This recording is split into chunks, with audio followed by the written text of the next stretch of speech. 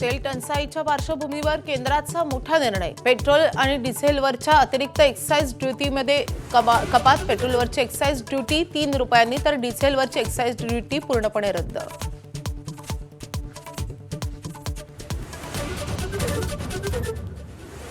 पंतप्रधान मोदी सर्व राज्यांच्या मुख्यमंत्र्यांची बैठक घेणार।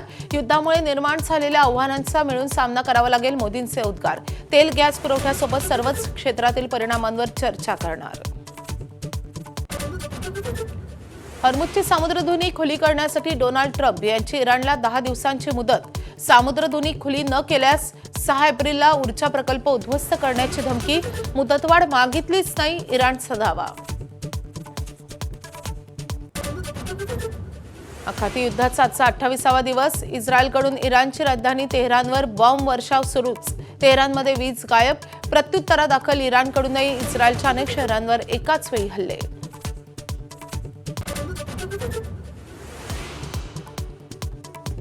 ज्यांचं भलं केलं तेच माझ्यावर उलटले। भोंदू खरातची पोलिसांच्या तपासादरम्यान चिडचिड। महिलांसोबतचे शरीर संबंध हा विधीचाच भाग होता असाही दावा।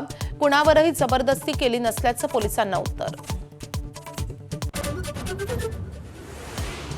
राजकीय नेत्यांसह सेलिब्रिटींनाही खरातनं गंडा घातल्याची माहिती। भोंदू अशोक खरात विरोधात एसआयटीकडे तक्रारींचा पाऊस। बनावट रत्न खड्यांसाठी लाखो रुपये घेतल्याच्याही तक्रारी।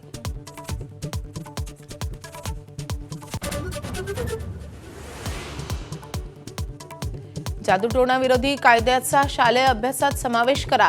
प्रत्येक पोलीस स्टेशनला अंधश्रद्धा निर्मूलन कक्ष उभारा। हमीद दाभोळकरांनी सुचवल्या उपाययोजना।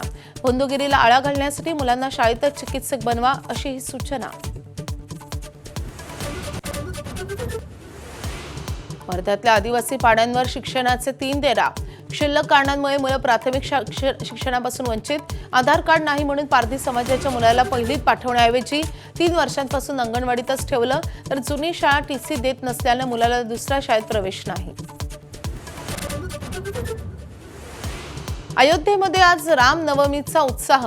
दुपारी 12 वाजता प्रभू श्रीरामाचा सूर्यतिलक। सुरक्षा व्यवस्थेतही मोठी वाढ।